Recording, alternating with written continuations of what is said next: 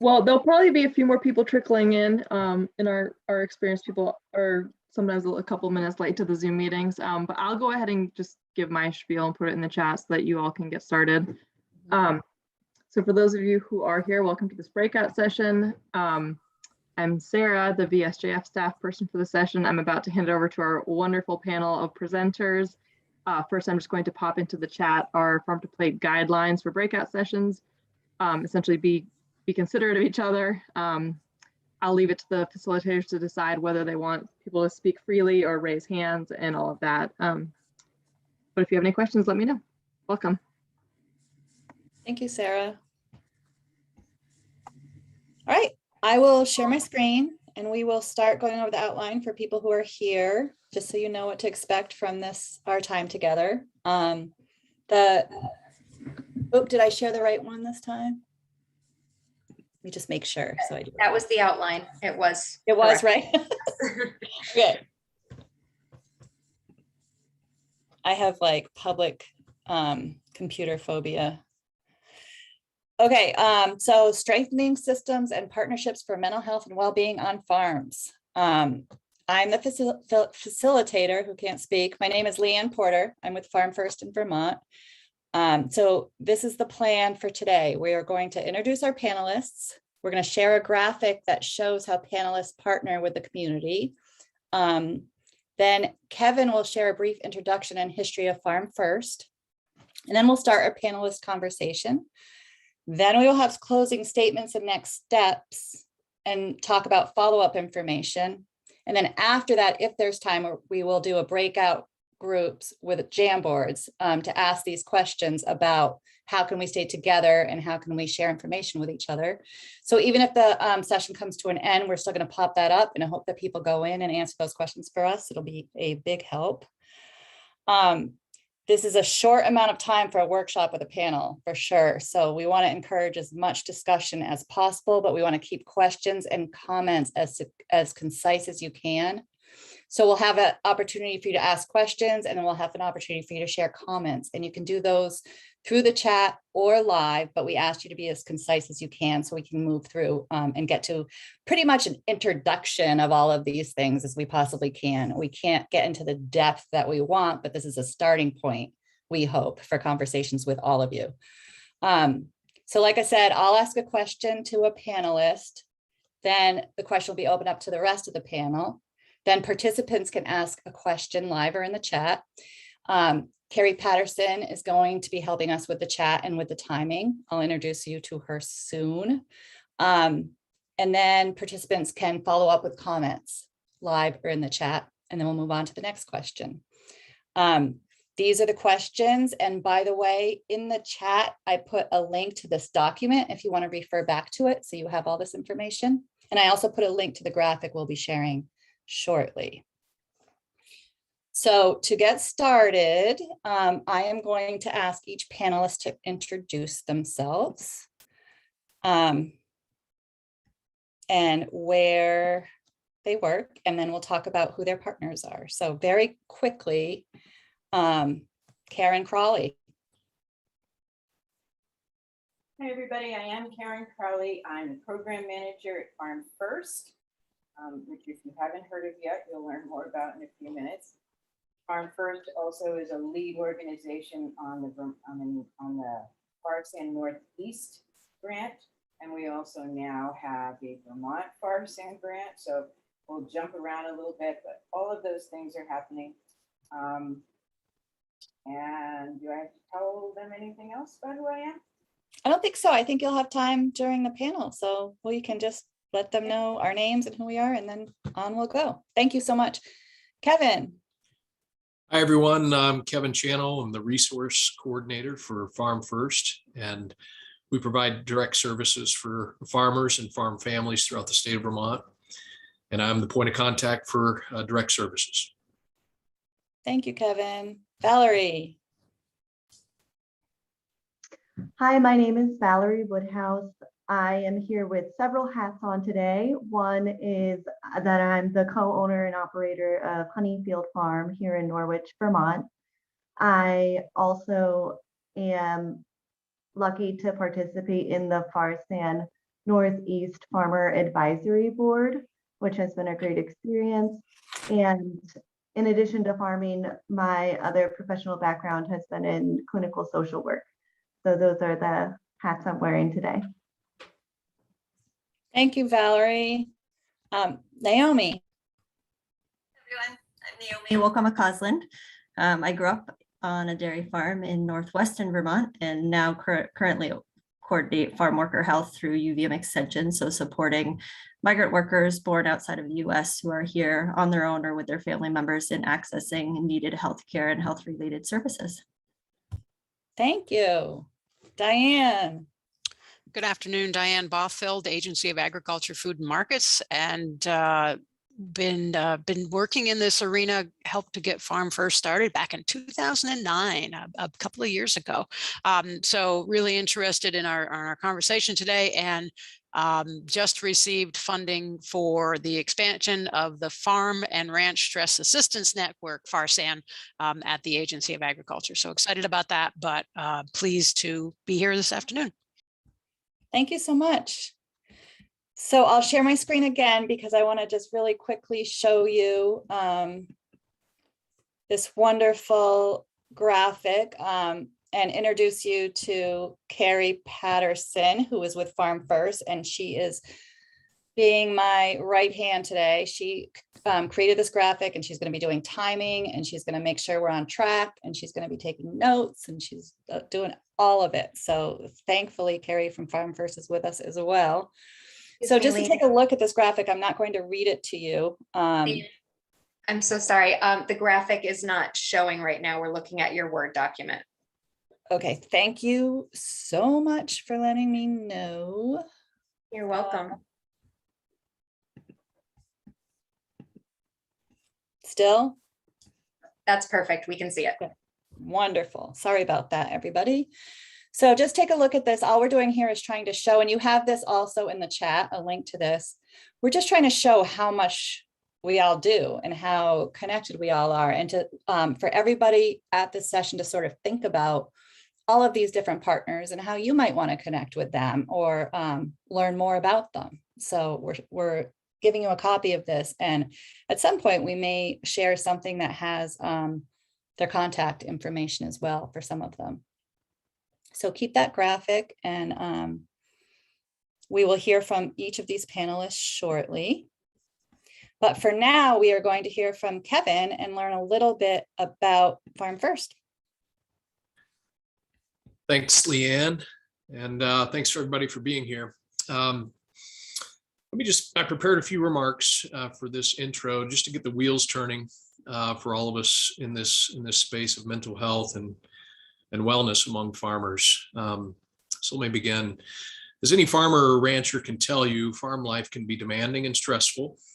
It has reached a critical stage with pandemic impacts on top of natural disasters, extreme weather events, and climate change.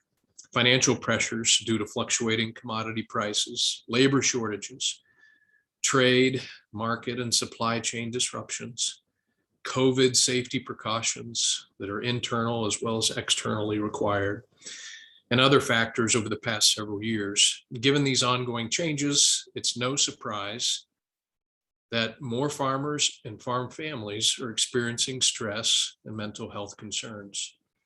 Now, that's a quote from the Farm Bureau's Farm State of Mind publication, where they also recently polled a group of farmers nationwide, and they report that farmers nationwide are concerned about mental health and that of their families at an increased rate of 58% year over year, 2019 to 2020, which is quite a spike.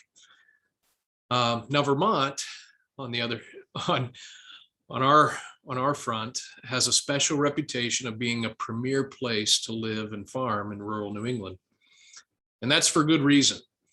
There are numerous governmental and organizational supports. There's a high agricultural GDP percentage at 4.3% of the state's total GDP.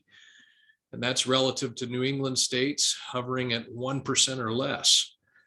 There's a strong local demand for products. At nearly 14% of the food that's consumed in our state is coming from local farms, which is another high-ranking benchmark. There's plenty of subsidiary business supports. There's grain and seed dealers, lenders, alternative capital funding. There's technical and business planning assistance. There's competitive land prices and conservation tools providing land access. There's also close proximity to large regional premier metro markets like Boston, New York, and Montreal. We know this, that people still like farming in Vermont. Farms are growing, new farmers are starting up in our brave little state, so it's not all bad news by any means. But fragmentation within our ag communities continues to erode the foundations of our agrarian culture. The rural and urban divide is deeply felt here, just as it is nationally. The global and national food supply chain trends bring underlying pressures to our farmers. And these pressures can bring social isolation, financial stress. They can bring fears of losing the farm. They can cause anxieties about broader trends in farm economics. And then there are tremors of the other unknowns regarding succession and exit planning or other transition concerns. All these factors bring with them their own oppressive weights and affect the mental well-being of our Vermont farmers. So Farm First started, as Diane mentioned, in 2009 in order to bridge the gap in services so that mental health and wellness services became expressly available to farmers. This was done through the parent organization Invest EAP, which is the preeminent employee assistance program in Vermont and New England. And it was done in partnership with the Agency of Agricultural Food and Markets and the Agency of Human Services, Health and Human Services, who partnered with Invest EAP to create the nation's first farmer-focused employee assistance program. Meanwhile, there was a health and safety coalition that existed and was continuing its work to build and sustain partnerships that were cross-cutting multiple industries and disciplines to affect the well-being of farmers. Since these initial efforts, Farm First and partners have served hundreds of farmers with mental health and wellness services directly and through referral, focusing direct services primarily on counseling sessions that are available free to farmers and their families. Farm First focuses on brief solution-oriented counseling that helps our farmers navigate work-life balance, relational stressors, and communication approaches that promote wholeness, enabling farmers to not just survive the various challenges, but thrive and develop new capacities for resilience as conditions and stages of their businesses change. But the more we work within this community and the more Farm First realizes our close interdependence on other organizations, we realize that we need other partners, especially after the Health and Safety Coalition disbanded 4 years ago.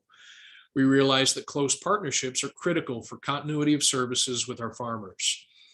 Mental health and wellness are directly and indirectly affected by things like good business planning and strategy offered by the Viability Program.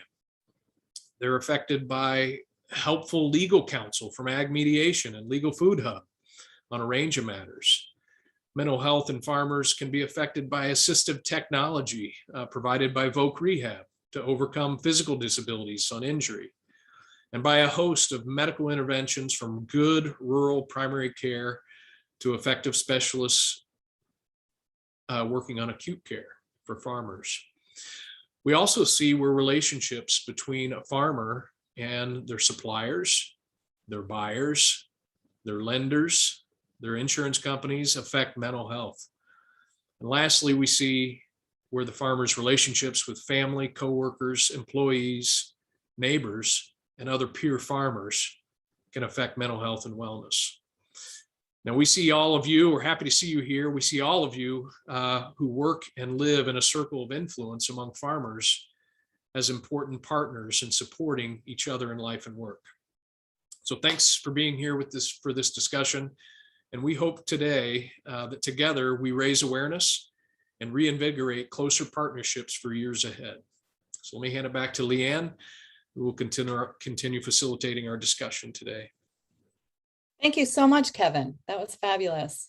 Okay, so we will get right into it now then. We'll be asking a panelist a question, and then we'll open it up to others. So hopefully we can get some rich conversations going here. So my first question is for Valerie. Valerie, how can awareness in the broader society be strengthened regarding the nature of stress on the farm?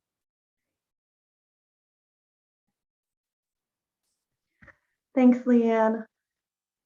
So all of these are very large questions, so I'm happy that folks are going to join in the conversation. When I looked at this question, the first thing that came to mind is who in society needs this awareness strengthened the most.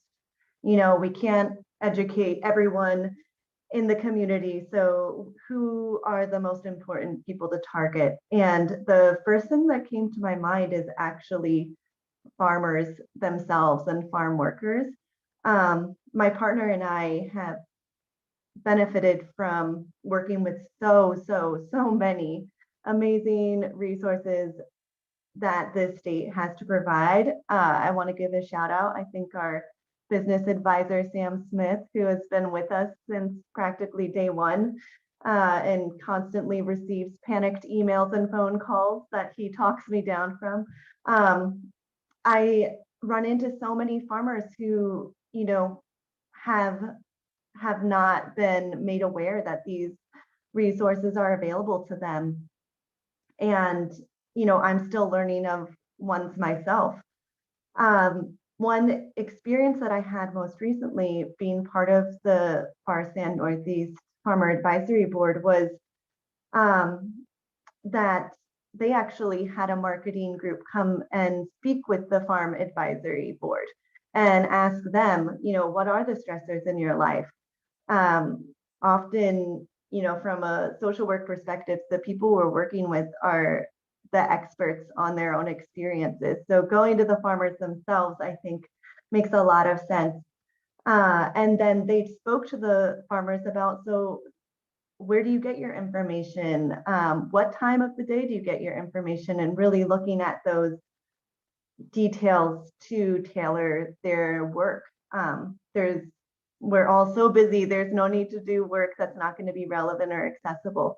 So I think that all of these projects that we're talking about have seemed to really model putting farmers at the center of that work.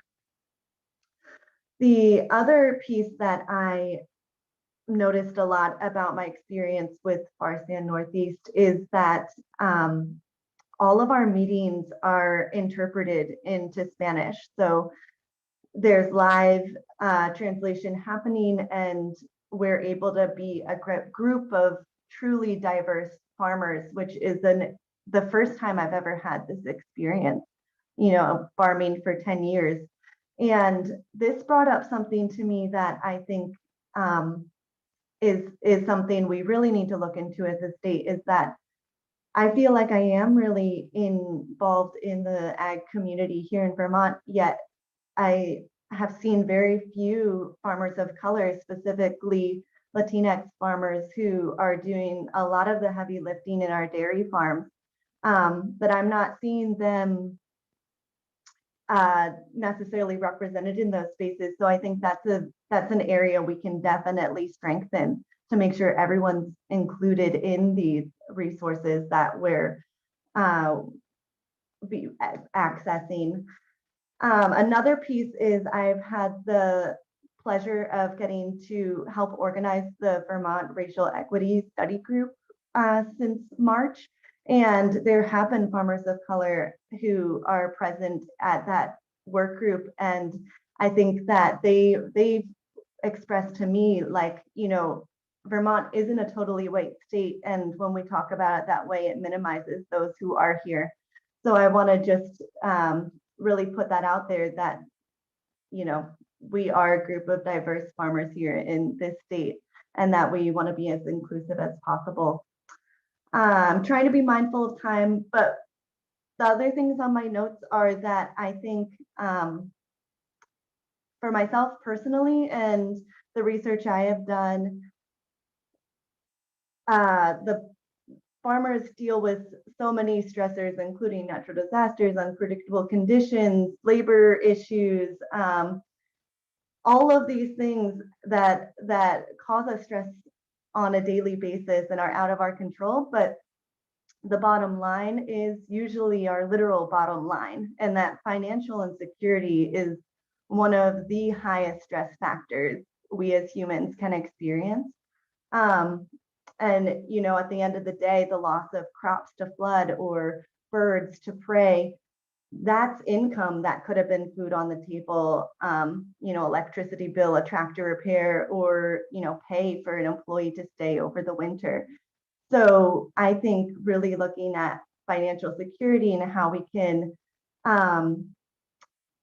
provide resources like mentors to farmers, educate lenders on the unique circumstance and seasonality of, it's a very unique cash flow that farmers are dealing with that causes a lot of stress. I've appreciated working with, a lender that does seem very, I work with Yankee Farm Credit, who seems very aware of the issues that come up with being a farmer, but not all banks are understanding of these situations. The last thing I'm going to say is just that when I was in school for social work and afterwards in the workplace, I was amazed by how many various service providers were kind of scratching their head about my interest in linking farming and social work or social justice or food security. And I just couldn't see how the link wasn't more clear. And so I think there could be a lot more education with service providers. Because in addition, along with the financial security piece, the first way to help someone's mental health is to make sure that their basic needs are being met. So making sure they have food, safe housing, heat, clean water, childcare, transportation, all these things. And we need our service providers to, not just tell someone, wow, it sounds like this career is really stressful for you. You might want to consider getting a different one, because that's not addressing the bigger issue here. And we need to really tailor things to the specific vulnerabilities that farmers are experiencing. So with that, I'm going to just open it up to the other panelists and questions.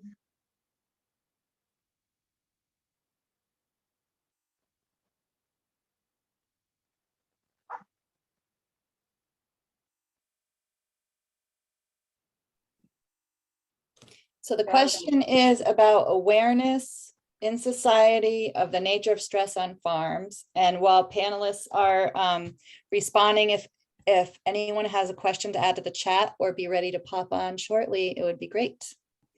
And panelists, you can remind people where you are from when you start talking during the beginning of this, at least. This is Karen Crowley, Farm First, she, her, which I did not say initially, but I will now. And Valerie, I think you hit so many of the points that are important to hit.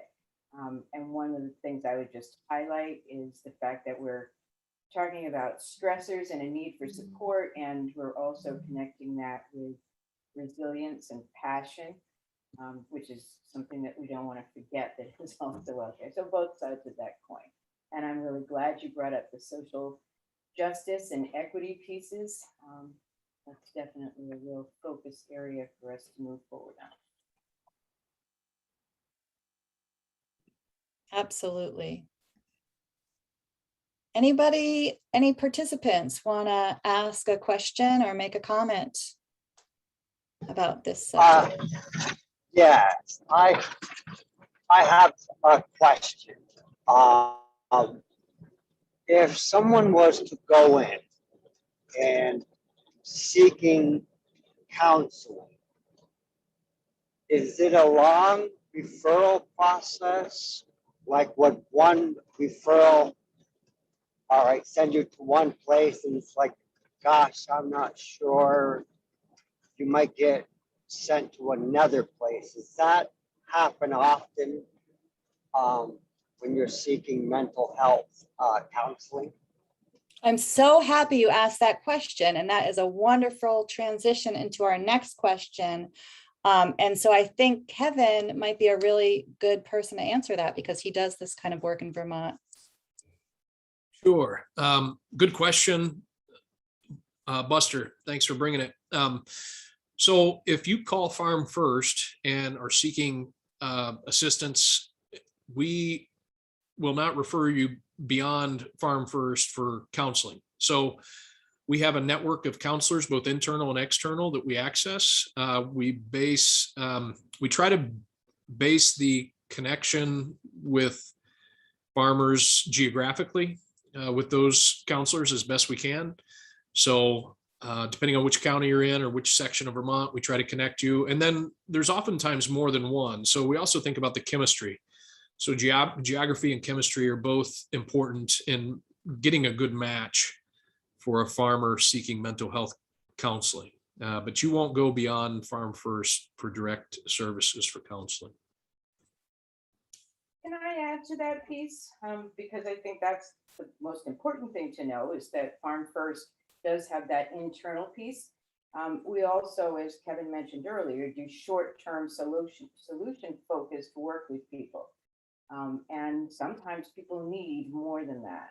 So at that point, we will refer out, but we hold on to people until they've made a new connection, and oftentimes help them find that connection, deal with insurance, etc. One of the things that we know is that you were saying, Valerie, not a lot of people in service provision of mental health are trained to think about these issues and know how to deal with them. So that is definitely one of our goals, is to help mental health providers understand, so that if farmers are reaching out in that direction, or farm workers, family members, etc., they will get some knowledgeable, helpful response. Excellent question, and thank you both. And it was a really good segue. Valerie, thank you so much. That was wonderful. So the next question was going to be for Karen and Kevin together, and that is, how can the stigma that exists in the agricultural community regarding mental health be reduced so that the issues can be addressed? So how can the stigma be reduced? So I'm going to start that piece off, and then Kevin can jump in, but since I was unmuted, and sometimes it's hard to unmute, I think one of the things that I would say about that is starting immediately with that education, that so many people do not understand what it is that's going on for people, why it is that somebody in the agricultural field may be stressed out. So things get minimized. People don't want to talk about it. Oftentimes the people who are feeling the stress don't want to talk about it. Mental health has stigma still in our society in many, many places, and farmers and their families and farm workers, they're no different. There is still that sense that somebody who's reaching out is weak, they're not being independent, they're not being strong. A lot of negative assumptions that happen. Education, information, those are the biggest tools in our toolbox, for sure. But Kevin, do you want to keep adding? Sure. Yes, I can build on some of that. That's a good base. So when I thought about this question, there were three things that stood out to me as ways to reduce stigma. The first is to restore respect to the vocation of farming itself.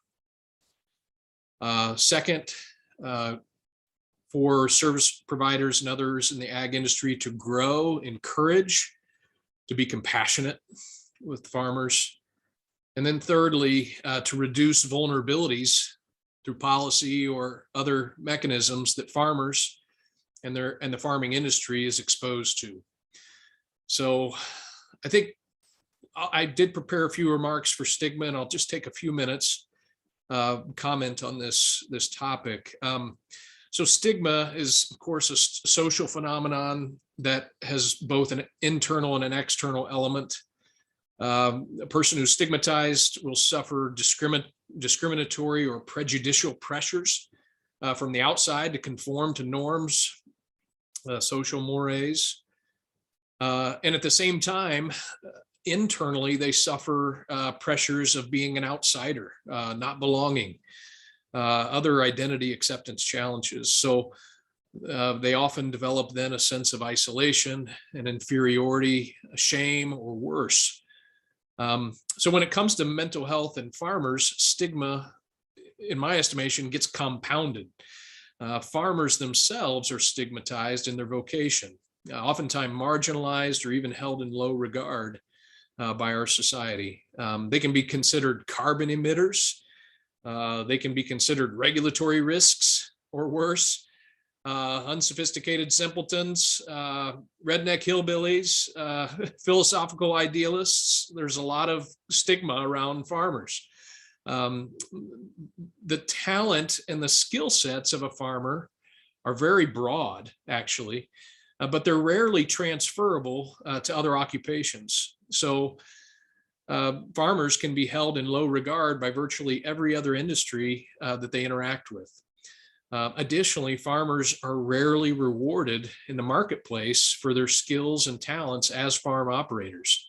There's constant down pressure on price, and there's a deflation rate for what they produce. And that sends a message to a farmer that we don't value your work.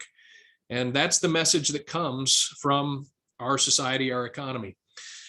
But a farmer then who expresses concerns about his mental health or her mental health suffers additional layers of stigma specific to that condition. They can be stigmatized as being mentally ill or unstable, and then suffer injustices like discriminatory business practices, unfavorable terms with suppliers or lenders.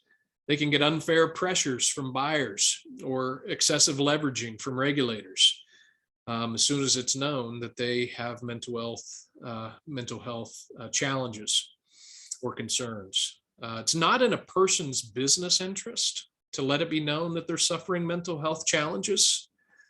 To business relationships, mental health concerns are seen as a liability.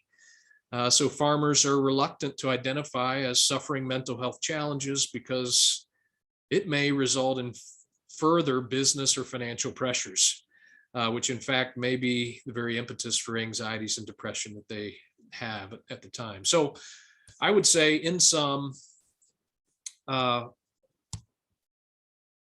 one way to reduce stigma among farmers is to consistently hold in high regard the vocation, the career, and the skill sets that are represented by the person.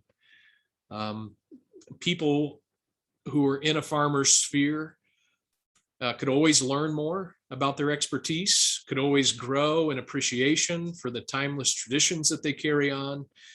And at the same time, economically, I think it's important to work on policy to ensure fair pricing, so that the market rewards farmers for food production, giving them above margin costs, much like it does in every other manufacturing industry like tech and auto.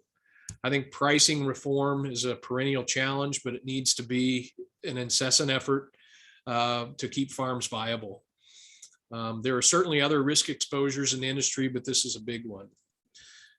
I would say too, let me go on to number 2 and expound a little on what it takes to be courageously compassionate as a service provider or in a subsidiary industry or working in an institution.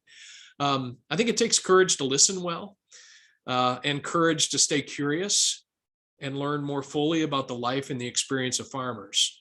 That type of courage and compassion enables service providers and support industries to destigmatize mental health and let farmers first be human beings who need other human beings in their life. Feeling heard, feeling understood, and cared for goes a long way in one's mental well-being. And we do need the support of one another after all. And lastly, when it comes to policy, I'll just say that policy to reduce vulnerabilities. We're asking farmers to talk about mental health concerns. That's exposing a level of vulnerability.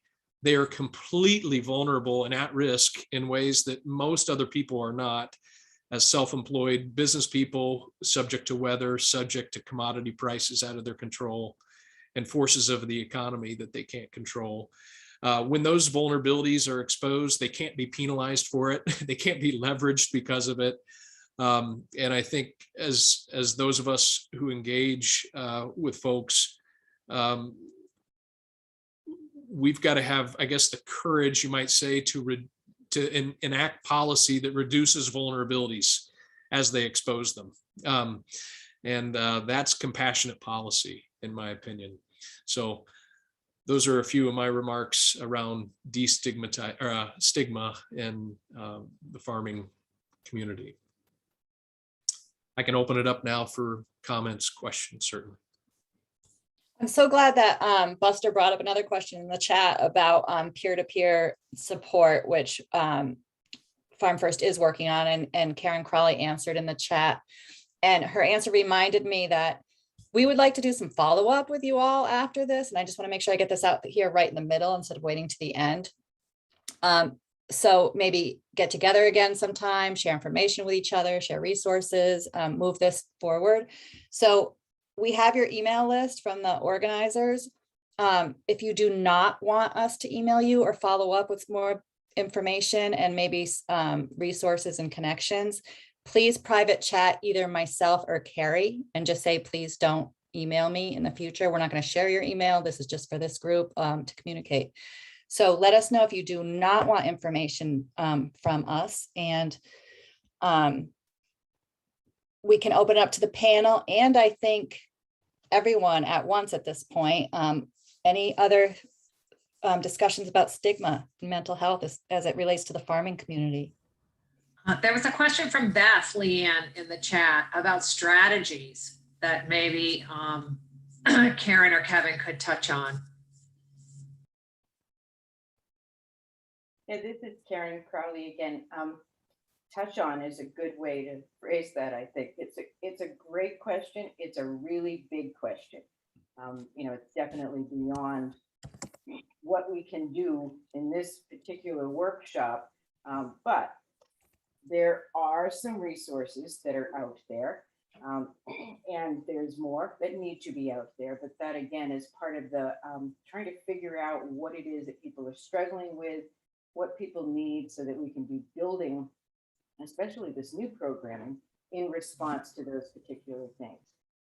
Farm First in the past has not played a big role in the employment, labor issues, regardless of whether they're migrant workers or domestic workers. We've not played a big role in that part. Farsan Northeast has been doing that, and we've been getting a lot of resources and connections in that direction. So push us on it, reach out, tell us more about what you're hoping for, and we can connect you with some things. Start thinking about, I thought about this with stigma too. What are the things that you'd like us to provide trainings on? This may be one of those where we're really talking about specific strategies. And another is going back to that stigma piece. You might need to, you might want us to do some training specifically around those kinds of pieces. So ask. I know that's not everything, Beth, but I think that was a great point. You know, is that a next step in that question about, you know, how can people learn how to do exactly what Beth asked to navigate that situation? So we can put that on the next step list. And great idea to add training suggestions to the chat as well, since we'll be saving this whole chat because we will be working on that at Farm First as well, trainings for the community. Yeah, I think specific to your request, Beth, as farms get bigger and staffs grow, you know, in-service training with staff is a good point that you make. And I think that's something that we could add to our Jamboard eventually here, Leanne, is, you know, for a large farm with a big staff? Is there in-service training that could be provided to preserve anonymity and raise awareness internally for operations? I think that makes a lot of sense.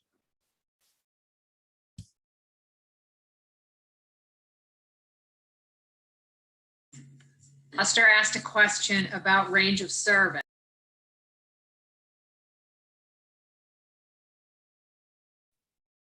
So I'll take that one too.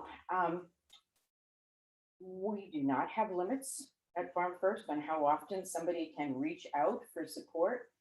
People will oftentimes call us with specific questions, and then that's all they want at that point. Other times people will spend more time with us and then stop and come back again later. There's absolutely no rules about any of those things. As far as actually being connected to a counselor for short-term counseling, we've been experimenting with increasing the number of sessions for farmers as opposed to the whole rest of occupations that anybody might have. Generally in employee assistance programs, like 3 to 5 is usually what's offered. We've been experimenting with 12 and finding that that can often be really helpful to people. And again, that's part of our new Vermont FARSAN funding to be able to do a little bit more of that. Maybe a lot more of that.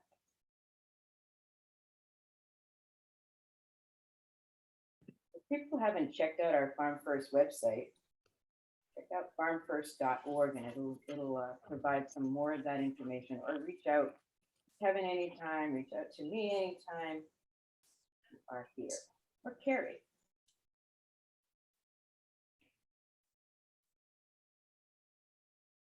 Ready to move on to 3, Leanne? Yes, and Beth will let Karen and Kevin look at your next question in the chat and answer it there, because I think Kevin did have some thoughts a minute ago about on-site training. So that's wonderful. Great questions. Yes, the next question is for Diane with the Vermont Agency of Agriculture. Diane, how can existing support system relationships in the farming community be strengthened?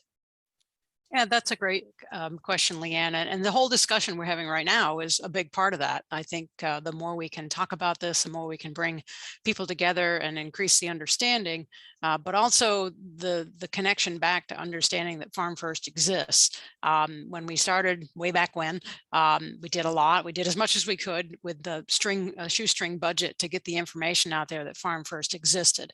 People stood there during, agricultural activities. I remember being at a booth at the St. Albans Co-op annual meeting where all these dairy farmers were, and there's the Farm First booth, and they could say, what's this and what's going on? And oh, I don't need that, but my neighbor down the road must, kind of thing. But also just that information. We did, refrigerator magnets and little rack cards, and that was our means of getting the information out. But we also tried really hard to work with those people who go to the farms the most frequently, those who sell them feed or fertilizer or milking equipment, or all those inputs that farmers need. Sometimes salespeople go to them. The lenders go to farms, maybe not quite as often, but they certainly go there. And when they come, they may bring stress with them. I know they don't mean to, but they certainly can. And then our own Agency of Agriculture, all of our field staff that, go to farms on a very regular basis and interact with those farmers. What's the understanding level of all those folks that go to these farms of what resources are available and how they can help connect farmers to those resources, or at least understand the need, and that's a big continuum of I just need to talk to somebody versus I'm having a full-blown crisis, and the experiential knowledge on this panel today is well beyond what I know. But the ability to be that willing ear to hear and then encourage a farm to take that risk, as Kevin has spelled out, and come forward and have the conversation with Farm First and work with a counselor. Those are such big steps. And farmers may be more willing to have those conversations with the network of folks that come to their farm or they see most often, or they built a relationship with, than somebody they don't see all that often, who wants to come and help them, but they just don't know who you are. So I'm really excited about the fact that we're talking about this today with this group, but I think it is really about the getting out in front of farmers again, that this exists. I mean, we have a lot of work to do. It was not all that long ago that Farm First was expanded beyond just dairy farms. So now it is all available for all farmers in Vermont, but making sure the vegetable and berry growers understand that, and the goat and sheep and the beef and all the different forms of agriculture that's out there. Do they understand everybody's got similar stressors, weather and crop failures and pricing and all those things that have been mentioned? But how do we get that word out? How do we make those connections? And how do we build a network that does bring the message of Farm First availability, and there is help out there? I think that's a big one. I think it was there, but that was 2009, and I can see some names on this list that are fairly new in the agricultural world, which is awesome and great. But we need to do it again to make sure everybody understands Farm First is available and helpful for those in the farming profession. So I think these are all great steps. The more times we can do these types of activities with those who are interested, but also with those who are connected to the agricultural service providers, I think that is huge connections. Any and all folks that go to any of our farms in Vermont should have a firm understanding what Farm First can do and what they can do as being part of the agricultural community. Thank you so much, Diane. Sorry, Karen, did you have something to add? I did have something to add. Just as you were finishing up, Diane. Definitely, I'm thinking back to Buster's question. We do not turn away people who are looking for mental health and say you can find it elsewhere. But I think it's really important to remind people that as much as we're trying to get our services out there and known about, part of what we do is connect people to other resources. That's a very important piece of our work. Besides the direct services and mental health and stress management pieces, we also are able to connect people with a whole variety of resources and supports in the networking that we're building. And I keep talking about the Vermont Farm grant, but it's new and it's great and it's touching so many different kinds of areas. But agricultural service provider training, including the Agency of Agriculture staff, is a big push over this next year.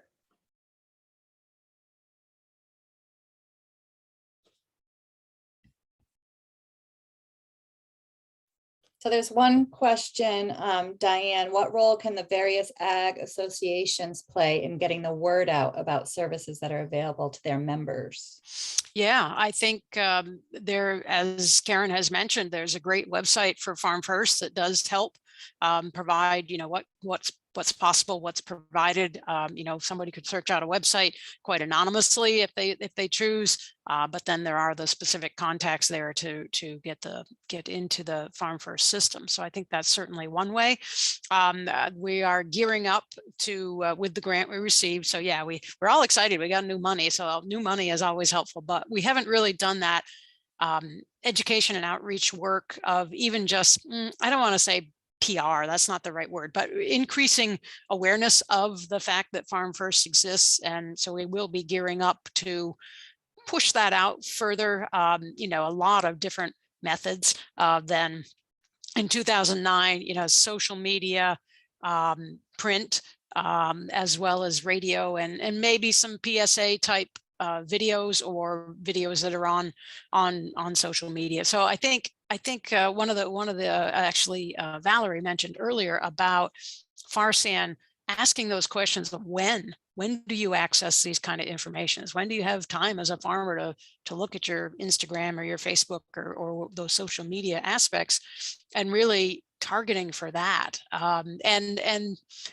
who uses, I'm one of those folks that's using the stone tablet and still likes Facebook, where others are doing Pinterest and Instagram and all these other things.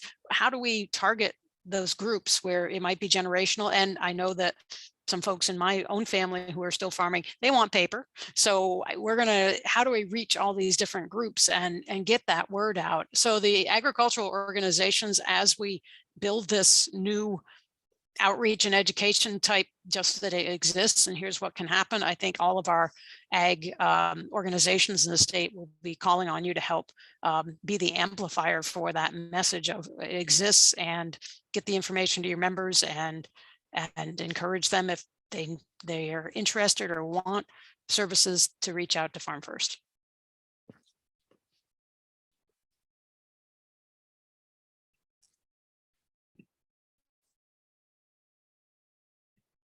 Great. So at the end, when we do our jam boards, I really hope you all get involved and share with us your ideas for strengthening relationships and getting the word out and working together on all of this. So I think we'll move on to the final question in this segment, and and if you have other questions, please use the chat or even jump in, because we'd really love to hear from you. We're going to ask Naomi Wolcott from Bridges to Health. How can marginalized communities that have been historically underserved or ignored receive support? Thank you, Diane. And I'm going to apologize in advance for any cat meowing in the background, because I just fed him. He should be fine, but he's a little maybe stressed out.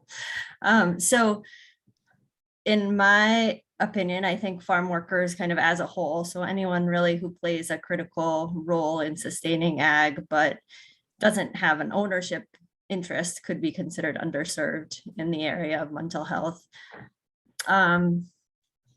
My expertise really is in working with migrant workers, those who come from outside of the US and are working sometimes year-round on dairy farms, but sometimes seasonally. We have about 2/3 of the individuals that we work with are coming from Mexico and from Guatemala and other Central American countries. Their primary language generally is Spanish, but sometimes it's an indigenous language with Spanish as a second language. We also work with Jamaican farm workers who speak English, but sometimes the preference, or in some cases, some farm workers solely speak Patois. And so there are some considerations there, certainly from kind of a language access standpoint. And I was trying to think about access to resources and services connected to mental health in two main buckets.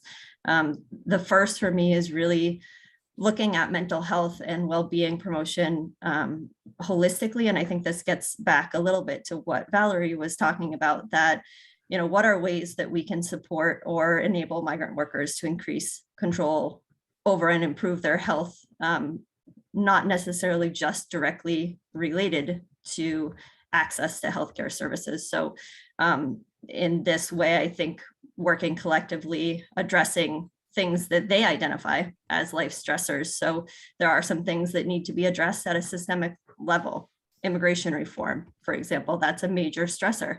And that is something that can't be worked on necessarily on an individual level, but can be worked on at a systemic level, ensuring access to affordable and culturally and linguistically appropriate healthcare, making sure there's access to culturally familiar food, that there's access to sufficient food, especially for people who are sustaining our farms. You know, it is challenging to see sometimes farm workers challenged with that when we know that they're helping farms stay afloat.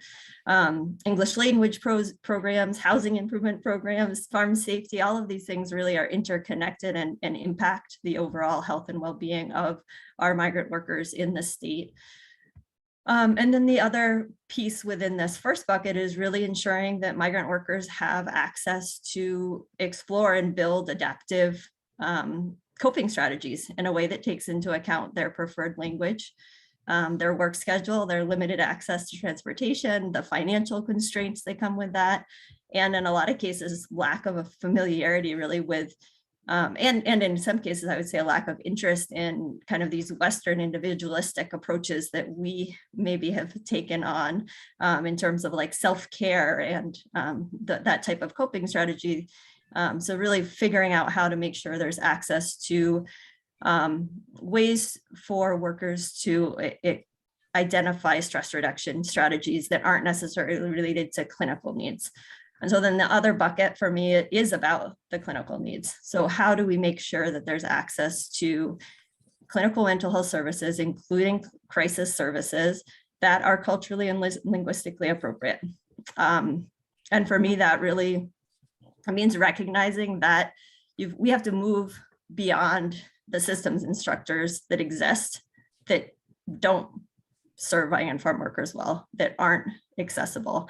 I think when you talk about health equity, it means standing up and funding long-term programming services that make sure the resources and services are provided really in a way that the systemic issues are addressed, because there are a lot of failures to reach the most vulnerable. And at the same time, we need to address what are those barriers that exist on an individual level. So we have the systemic challenges, but then one individual who needs access to services has a unique experience and unique needs. How do we tailor that to those needs? And so in my opinion and in my experience, and I've been doing health access for over a decade, and a lot of it is around connecting to mental health services, it means making sure that there aren't the barriers of 500 pages of paperwork that require high literacy, that you need to be able to read in English. And, that's for sometimes, local individuals that have lower literacy. It makes it really challenging for them to access care. It means eliminating the pre-screening requirements. So before an appointment is even made, sometimes you have to do a pre-screening and fill out this paperwork. And then you might face months of delays before someone can even explore whether clinical services are an option. It means making sure that workers can have access to someone who speaks their preferred language, who has familiarity with some of the cultural considerations that may come into play. And it's important to recognize that just because somebody comes from Mexico or Jamaica, that the next person from Jamaica or Mexico will have the same health preferences or health beliefs, right? So recognizing that everyone, again, has their unique experiences. The other things that really stand out to me is again, moving beyond kind of this idea of how things have to work and how things currently work. It means making sure that we can use WhatsApp. Most of the workers that we work with don't communicate through text messages. They don't communicate through a phone call. And sometimes it's because they don't actually have that service on their phone. So you want to connect, you make sure you use a method that's going to work for the population you're trying to serve.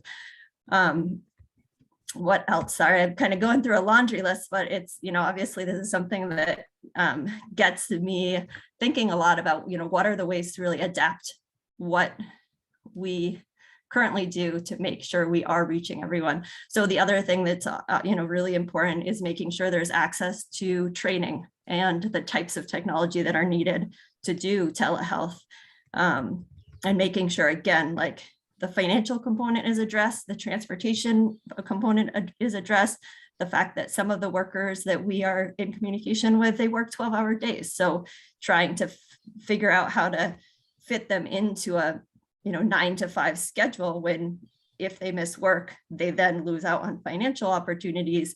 It's just not realistically, it's not going to happen. So really thinking outside of the box to make sure that we're tailoring the services to what we're hearing from the population about what their needs are, and making sure that they have an opportunity to access services in a way that they prefer and makes them comfortable. And I think, I don't know how long I just took, but I'll open it up to anyone else who wants to contribute.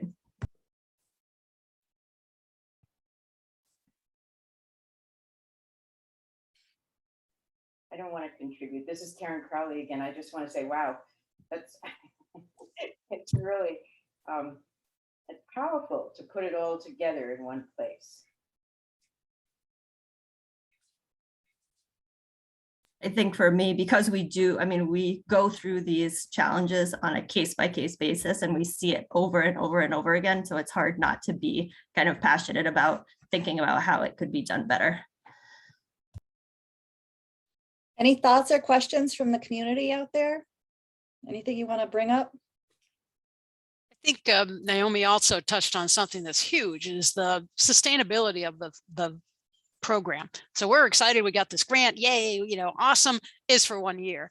And so that's great. We'll build programs. Hopefully we'll build, I'm really excited about the potential of a strong peer network, but it's that continuous funding, that base funding. We're trying to find ways to solidify the base funding for Farm First as well. But USDA certainly is finally has an interest in mental health. It's a good start. FARSAN has existed for a long time. They just never put any money to it. So finally, some money, this added grant to the states, I think for all of us, the potential to have those conversations with our elected officials, either at the state level or at the federal level, of this importance, and how do we get more sustainable funding? Because this is going to be a great grant. We're going to do all sorts of things, and then it's a year of funding. And then, so what happens after that, and how can we keep it going? And so I think those are all hard questions for everybody who lives in the grant cycle. But this is a concern level and services, and how do we get this more sustainable through time versus boom and bust cycles of grant and then no grant, and maybe you get a grant again, or all those questions.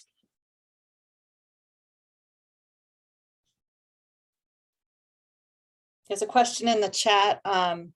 Will new funds for the Farmers Trust Network open up funds for counseling for farm staff if farm owners request it?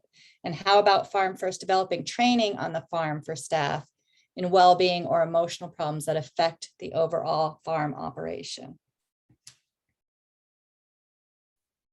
Yes, yes, and yes. We've certainly at Farm First, we've never, even before things have opened up with this grant, or even before we're technically not doing anything other than dairy, we don't turn away anybody who calls us. So we certainly have been doing some of that work, but this does allow us to expand that considerably.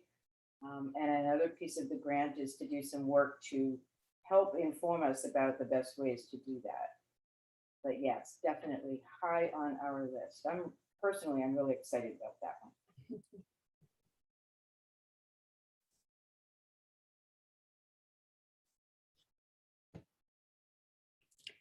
All right, don't be shy. We'll open it up to everyone about all of the questions or anything else you want to ask. I just had a thought. This is Carrie. In terms of a mechanism. Geez, why can't I get this thing to turn back? There you go. A mechanism to. I'm thinking about. Question about training on a farm, and a mechanism for a farm owner to request something for his farm. Whether something on the Farm First website that was a contact us about a need, or maybe just a phone call would be a way to begin that process of a request along those lines.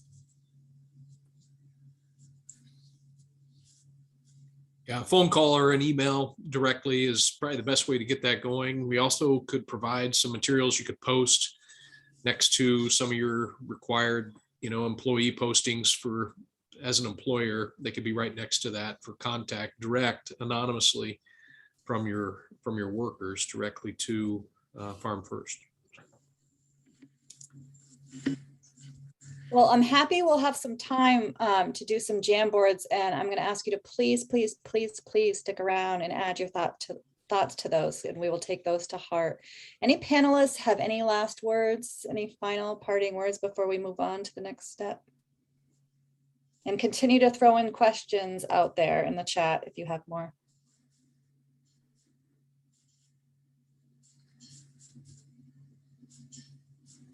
Well, that was really fun. Thank you so much, everybody.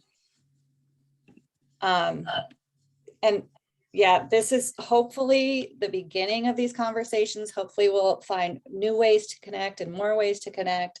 Farm First is planning a lot with training and peer groups and all kinds of new things. So please stay in touch, stay connected. We'll email you some follow-up and ask and hope to get some more ideas from you moving forward.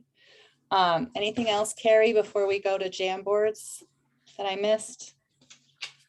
No, but I was just thinking that, again, people had such great thoughts. We really don't want to lose those as sort of the seeds of the next step of taking that question or that idea and building it out into a reality that addresses it. So really hoping folks will stay engaged with these issues and work with us to bring the solutions or the services into reality with this new funding and this team. So thank you so much. Thank you, all your panelists. Your time is so valuable. We know how hard you all work, and it's just been so lovely that you took this time to be with us tonight. Took some time to think about things in advance. Much respect for what you all do. Thank you so much. Karen? To add, this is Karen again. Just to add to what Carrie was just saying, we will definitely do some structured, concerted, targeted efforts to get information on specific parts of the new pieces that we're doing. So as we implement things, we'll be reaching out to people to say, can you be part of a group that's going to help us understand the needs best around X, or Y? And we'll do that with service providers, and we'll do that with farmers. So part of this ongoing conversation is making yourself available for those conversations, or to be invited to those conversations. And even for those who don't want to be part of a structured process, we just need more input. We need as much input as we can possibly get from the people who know what input we need. Great, thank you. So what we'll do now is we're going to split up into small groups, and in your group session, there'll be a link, and you can all push on that link and it will take you to a Jamboard. If you've never done a Jamboard before, it's pretty simple and the directions are sort of on there, and there's probably going to be someone in your group who has done one before, but it's it looks like a whiteboard.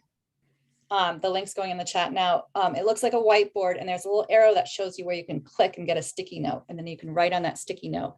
And everyone can be doing this at the same time, so we'll be able to see what others are writing. And within your small groups, feel free to chat with each other and introduce yourself to each other and have a conversation while you're filling out the Jamboard and the sticky notes. And we'll collect all that information, keep it, and we'll get back to you with what we learned. We'll share it right back to you. So please go into and what I'll do is I'll stay in this main room, Caitlin, if you can do that for me. And if you are confused or you're not quite sure where to go, you can pop out of your session and back to the main session, and I can help you. We're going to take up 2 questions, correct, Leanne? The Jamboard has the 2 questions right on there. Yep, you'll see what to do. Okay, so thank you all so much for coming. And again, thank you for your participation that you're about to do, and be in touch. Thank you so much. Thank you, panelists. All right, everyone, I'm going to open up the rooms. You will have the ability to come back to the main room at any time if you have questions for Leanne, and there will not be any other final wrap up. So feel free to stay in the rooms as long as you'd like and continue that great discussion. Thank you, Caitlin. Have a great day.